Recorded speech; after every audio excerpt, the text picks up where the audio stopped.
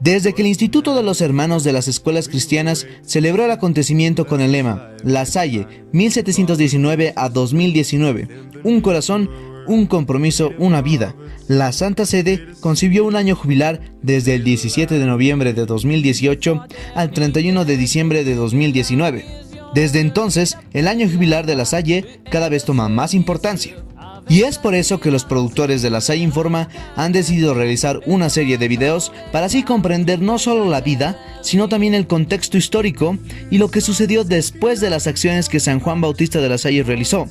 Estos videos, los cuales estarán divididos por ciclos, serán para que todas las personas que sean nuevas o que quieran conocer más, lleguen a entender la historia del cómo La Salle llegó a todas partes del mundo y por qué su pedagogía es considerada una de las mejores que existieron.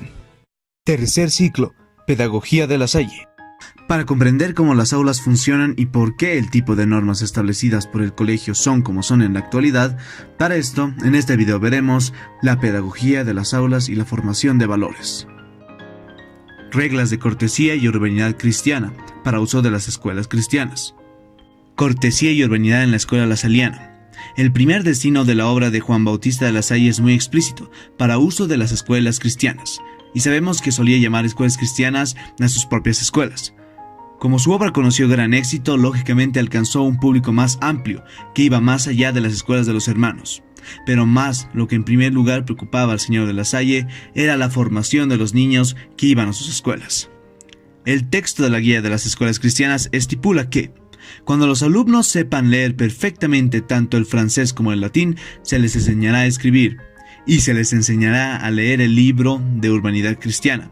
Este libro contiene todos los deberes de los niños, tanto para con Dios como para sus padres, y las reglas de cortesía civil y cristiana.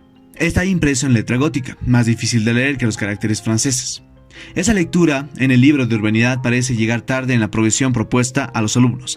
Es el penúltimo de los 9 niveles de lectura, justo antes del trabajo sobre los documentos manuscritos. El pasaje que acabo de citar indica la razón de esta aparición tardía. Los caracteres de urbanidad son más difíciles. Este lugar tiene, pues, su lógica en una progresión cuidadosamente elaborada.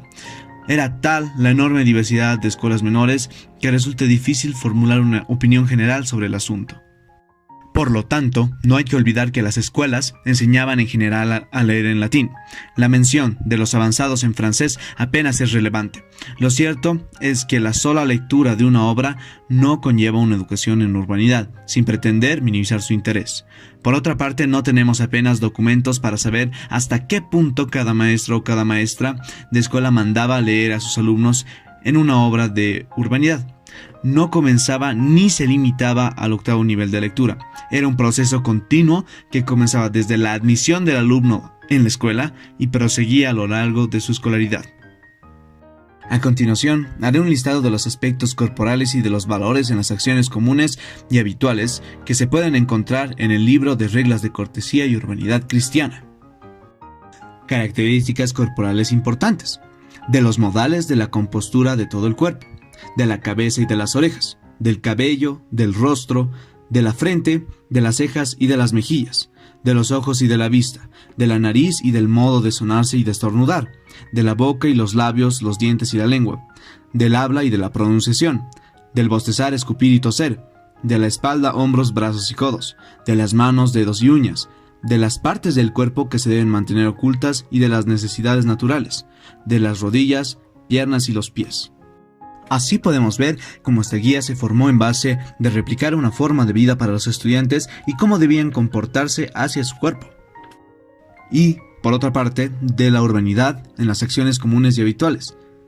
Nos habla de levantarse y acostarse, del modo de vestirse y desnudarse, de los vestidos, de la limpieza y de la moda de los vestidos, del recato y de la limpieza de los vestidos, del sombrero y del modo de usarlo, de la capa, guantes, vestida, medias, zapatos, camisa, corbata, de la espada, de la vara, del bastón y de la cachava, de los alimentos, de las cosas que se deben hacer antes de comer, el lavarse las manos, la bendición de la mesa, el modo de levantarse de la mesa, y de las cosas que hay que utilizar cuando se está en la mesa, del modo como se debe invitar, pedir, recibir la comida, del modo de cómo cortar y servir los manjares, de cómo hay que comer y hacerlo educadamente, y etc. Luego nos habla de las diversiones, la recreación y de la risa, del paseo, del juego, del canto, de las diversiones que no están permitidas. Después nos habla de las visitas, de la obligación que la cortesía impone de hacer visitas y de las disposiciones que hay que tener para ellas, del modo de entrar en la casa de una persona a quien se visita, del modo como hay que saludar a las personas a quienes se visita, del modo como hay que llegarse a una persona a la que se visita y cómo hay que sentarse y levantarse, de cómo hay que despedirse y marcharse de las visitas y etc. Al final tenemos de las entrevistas y de la conversación. Nos habla de las condiciones que la cortesía pide para acompañar a las palabras, de la verdad y la sinceridad que la cortesía exige en las palabras, de las faltas que se pueden cometer contra la cortesía hablando contra la ley de Dios, de las faltas que pueden cometerse contra la cortesía hablando contra la caridad debida al prójimo, de las faltas que se cometen contra la cortesía al hablar sin consideración o ligereza o inútilmente. Y también nos habla al final, del modo como hay que hablar de las personas y de las cosas. Podemos rectificar, La Salle tiene un método de vivir ideal para los alumnos y sus valores y normas que estos deben tener para así lograr no solo ser inteligentes, sino muy educados gracias al libro de las reglas de la cortesía y urbanidad cristiana. Vamos a hablar según la guía de las escuelas cristianas. La guía se pone objetivos ambiciosos que comprenden todos los aspectos de la persona, es decir, una formación integral. Los objetivos están en función de las necesidades del alumno, buscando las respuestas apropiadas en conformidad con el momento histórico.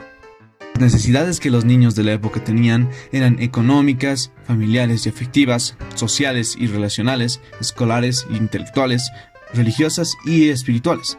Y las respuestas que la guía de las escuelas nos proponía era una educación del cuerpo, el aprendizaje escolar, la formación socio-relacional, la educación moral y ética y la formación cristiana como soluciones. Para ejemplificar esto, nosotros tomaremos la educación del cuerpo, la cual conllevaba el respeto del cuerpo, la atención del cuerpo, los castigos corporales y el dominio del cuerpo. Pero, como en todas estas soluciones propuestas, existen las dificultades y los límites, y en este caso en la educación corporal. Por ejemplo, la dificultad de la tarea. Llegar a un dominio tal del cuerpo era, sin discusión, tarea difícil. Pasar de teoría a la práctica, del objetivo a los logros completos, exigía vigilancia sin cejar ni relajarse. Después, los límites del objetivo.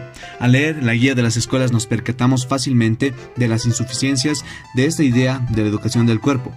A pesar de la nobleza de los objetivos, deploramos la ausencia o la eliminación de la espontaneidad, de la libre expresión y de cierta imaginación o el comportamiento que tiene también su encanto y constituyen un aspecto del atractivo de la niñez y sin duda también de la edad adulta.